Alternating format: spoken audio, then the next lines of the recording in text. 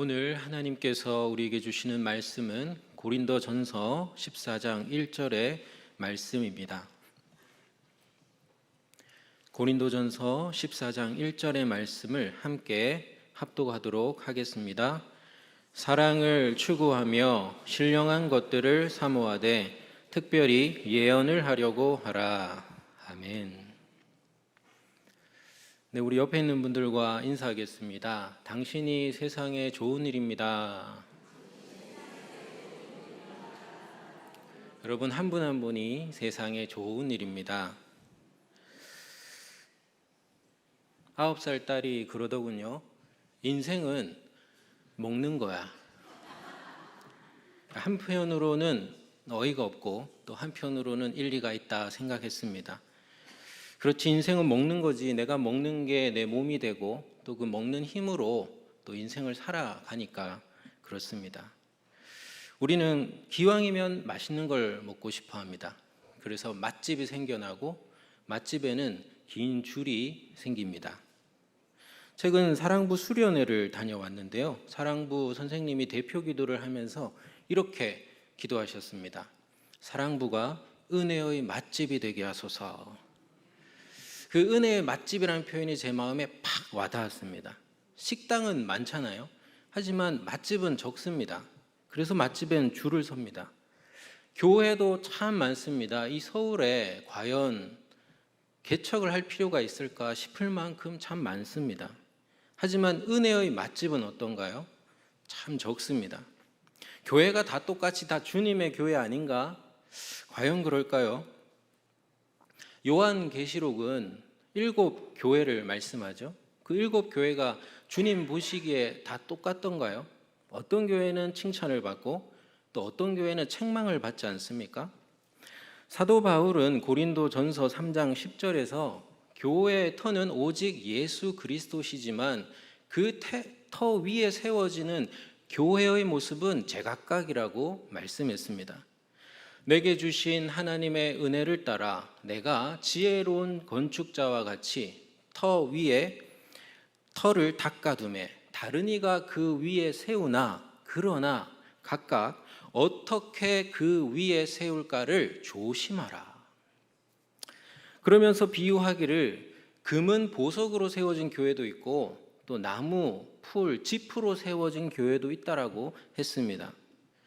또 비유하기를 마지막 때에 불이 각 교회가 얼마나 튼튼한지를 시험하고 그 결과 각자의 공적이 드러나게 될 것이라고 했습니다. 우리 교회는 하나님 보시기에 어떤 교회일까요? 어떻게 하면 은혜의 맛집으로 소문이 나게 될까요? 너무 달거나 너무 짜거나 너무 쓰거나 너무 맵거나 너무 싱거우면 맛이 없죠. 맛에는 절묘한 균형이 필요합니다. 은혜의 맛도 그렇습니다. 은혜의 맛도 균형에서 우러나옵니다. 고린도 교회는 이 균형을 잃었습니다. 바울은 고린도전서 1장 7절에서 고린도 교회가 모든 은사에 부족함이 없다라고 분명히 칭찬을 했습니다. 하지만 이 고린도 교회를 향해서 바울은 책망도 합니다. 분쟁하지 말라. 한 그리스도, 한 성령, 한 몸인 교회를 강조하면서 책망도 합니다. 바울은 신령한 은사들이 많이 나타났음에도 불구하고 고린도 교회가 그리스도 안에서 아직 어린아이와 같고 아직도 육신에 속한 자라고 신령한 자들이 아니라고 진단을 합니다. 그 이유가 고린도전서 3장 3절에 나타납니다. 너희는 아직도 육신에 속한 자로다. 너희 가운데에 시기와 분쟁이 있으니 어찌 육신에 속하여 사람을 따라 행함이 아니리요. 진짜 신령한 자는 은사가 많은 것으로 충분하지 않다라는 겁니다. 시기와 분쟁 같은 육체의 소욕에서 벗어나서 성령의 소욕, 믿음, 사랑, 소망, 그 중에 제일인 사랑을 추구해야 한다는 것입니다. 사랑을 추구하며 신령한 것을 사모하는 이 은혜의 균형을 가장 잘 요약한 말씀이 바로 오늘 우리가 읽은 고린도전서 14장 1절입니다. 다시 한번 함께 읽어보도록 하겠습니다. 시작.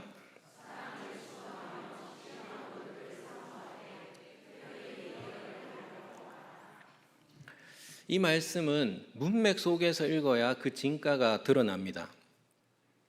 고린도전서 12장은 무슨 내용인가요? 은사장이죠. 은사가 가득 나옵니다. 그리고 그 12장 마지막 31절에서 말하죠. 너희는 더욱 큰 은사를 사모하라. 내가 또한 가장 좋은 길을 너희에게 보이리라. 자, 그러면은 13장부터 무슨 내용이 나와야 합니까? 더욱 큰 은사, 가장 좋은 길이 나와야 되죠. 그런데 여러분 13장은 무슨 장? 사랑장입니다. 잘 아시네요. 사랑장입니다. 사랑은 모든 선을 포함하고 있고 사랑이 없으면 모든 것이 헛되다. 사랑이 최고다라고 말하고 나서 14장에서 무슨 내용이 나올까요? 바로 방언과 예언에 대해서 나옵니다. 방언과 예언이 무엇인지 그리고 예언이 방언보다 더 유익한 이유를 설명합니다. 한마디로 방언도 좋지만 특별히 예언을 하라는 거예요. 왜냐하면 예언은 다른 사람의 유익을 구하는 사랑의 도구이기 때문입니다. 그러니까 더욱 큰 은사, 가장 좋은 길은 뭔가요? 한번 따라해 주시기를 바랍니다.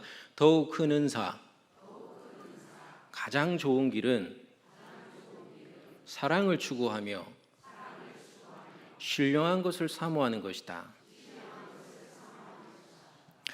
이것이 은혜의 균형이고 교회의 두 날개입니다. 여러분, 교회사 2000년 동안 수많은 수도원들이 생겨났죠. 교회가 버젓이 있는데 왜 별도의 공동체, 수도원이 생겨났을까요? 그 이유들 중에는 복음의 순수성을 지키고 회복하려는 열망이 있습니다. 서방교회 최초의 수도원이자 이후 모든 서방 수도원의 기초가 된 것은 6세기에 설립된 베네딕토 수도회입니다. 베네딕토 수도회의 유명한 생활 수칙이 있지요. 오라 에트 라보라. 있어 보이죠? 오라 에트 라보라는 기도하라 그리고 노동하라입니다. 이 말은 단지 영적 활동과 육적 활동의 균형을 말씀하는 게 아닙니다. 신비와 사랑의 균형을 말하고 있습니다. 수도원의 기도, 노동 왜 하는 겁니까? 공동체와 이웃을 사랑으로 섬기기 위한 것입니다. 왜 다른 것이 아니라 사랑과 신비가 교회로 하여금 은혜의 맛집이 되게 하는 은혜의 균형이자 교회의 두 날개인 것일까요? 그 이유는 교회에 은혜를 주시는 그 하나님께서 그 정체가 바로 사랑의 영이기 때문입니다. 하나님은 사랑이시고 그리고 영이십니다. 하나님이 영이시다. 영은 히브리어로 루하흐, 바람, 호흡이라는 뜻입니다. 하나님이 영이시라는 것은 하나님이 바로 모든 우주 만물에 보이지 않는 창조와 생명의 근원이요 힘이라는 뜻입니다. 영이신 하나님은 그러니까 신비 그 자체라는 것이죠. 그러므로 교회는 사랑과 신비 가운데서 하나만 추구해서는 안 됩니다. 신비만 추구하면 신비주의에 빠져서 문제 많은 기도원처럼 됩니다. 문제 많은 기도원들 아시죠? 영이신 하나님은 사랑이기도 하십니다. 그러니 하나님의 신비는 사랑의 신비입니다. 반대로 사랑만 추구하면 도덕주의에 빠져서 기능적인 봉사단체처럼 됩니다. 하나님은 영이기도 하십니다. 그러니 하나님의 사랑은 신비한 사랑입니다. 그래서 교회는 사랑과 이 신비의 균형을 잡아야 합니다. 그래야 온전한 사랑, 온전한 신비로 높이 날아오를 수가 있습니다. 하지만 주의할 것은 사랑이 먼저일까요? 신비가 먼저일까요? 사랑이 먼저라는 겁니다. 왜냐하면 영이라는 것은 하나님이 존재하는 신비한 방식을 가리키는 것이고 사랑이라는 것은 하나님이 존재하시는 고귀한 의미를 가리키기 때문입니다. 그래서 바울도 사랑을 추구하면서 신령한 것을 사모하라고 말씀합니다. 왜냐하면 이 신령한 것들은, 이 은사들은 결국에는 패하고 그쳐지지만 사랑은 영원하기 때문입니다.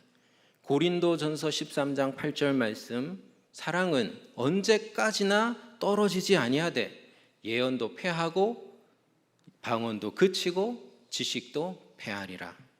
여기서 한 가지 의문이 들죠. 믿음, 소망, 사랑, 그 중에 제일은 사랑이니까 믿음과 소망도 필요 없는 것 아닌가?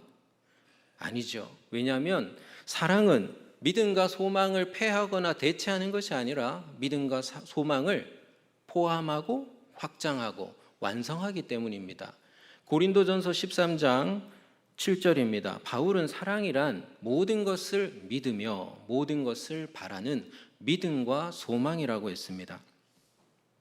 사랑은 하나님이 존재하는 의미입니다. 그러니 하나님의 형상으로 창조된 우리의 존재 의미도 사랑입니다. 여러분은 어떤 삶의 의미와 목적을 가지고 살아가십니까? 무엇을 그토록 열심히 추구하면서 살고 계십니까? 진정한 구도자는 신령한 것을 사모하기 전에 먼저 사랑을 추구합니다. 그리스도인은 단순히 기적과 신비에 중독된 사람이 아니라 신비한 사랑에 중독된 사람입니다. 그리스도인은 그리스도 안에서 사랑을 추구하는 사랑의 구도자입니다. 요한일서 4장 10절, 사랑은 여기 있으니 우리가 하나님을 사랑한 것이 아니요 하나님이 우리를 사랑하사 우리 죄를 속하기 위하여 화목제물로 그 아들을 보내셨음이라. 우리는 사랑을 추구하기 위하여 사랑의 능력과 도구가 필요합니다. 고린도전서 12장 1절은 말씀합니다. 형제들아, 신령한 것에 대하여 나는 너희가 알지 못하기를 원하지 않는다. 어렵게 말하는데 너희가 신령한 것을 꼭 알았으면 좋겠다는 겁니다. 그러면서 다양한 은사들을 말씀하죠. 지혜의 은사, 지식의 은사, 믿음, 능력 행함, 영들 분별함, 방언 통역, 병 고치는 은사. 바울이 고린도전서 12장에서 성령의 모든 은사들을 열거했다고 볼 수 있을까요? 그렇지 않습니다. 로마서 12장에는 또 다른 방식으로 또 다른 은사들을 소개하기 때문입니다. 6절로 8절을 읽어드립니다. 우리에게 주신 은혜대로 받은 은사가 각각 다르니 혹 예언이면 믿음의 분수대로, 혹 섬기는 일이면 섬기는 일로, 혹 가르치는 자면 가르치는 일로, 혹 위로하는 자면 위로하는 일로, 구제하는 자는 성실함으로, 다스리는 자는 부지런함으로, 긍휼을 베푸는 자는 즐거움으로 할 것이니라. 자, 여러분, 차이가 느껴지시나요? 고린도전서 12장과 로마서 12장의 차이가 느껴지십니까? 고린도전서는 신기해 보이는 은사들로 가득하죠. 하지만 로마서는 신기해 보이지 않는 은사들로 가득합니다. 왜 고린도 교회를 향해서만 신기해 보이는 은사들을 열거할까요? 왜 로마서에서는 섬기고 가르치고 위로하고 구제하고 다스리고 긍휼을 베푸는 평범해 보이는 은사들로 가득할까요? 바로 고린도 교회에 그런 신기해 보이는 은사들이 가득 나타났기 때문입니다. 그런데 우리가 주목할 것은요, 사도 바울이 그런 고린도 교회가 신령함에 있어서 아직 어린아이와 같다라고 진단을 하면서 신령한 은사의 절대적 기준과 방향이 바로 사랑이라고 말씀한다는 점입니다. 그러니까 사랑을 추구할 때만 은사들은 진정으로 신령해지고 그리고 유익해진다라는 것입니다. 바울은 그 예시로 고린도전서 14장에서 예언에 관해서 말씀합니다. 우리 한 번 더 고린도전서 14장 1절을 읽도록 하겠습니다. 시작.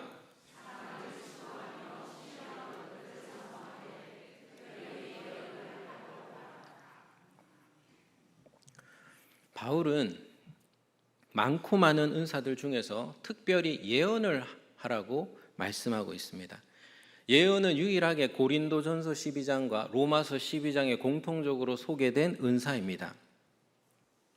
바울은 고린도전서 14장 2절로 3절에서 방언과 그리고 예언을 비교합니다.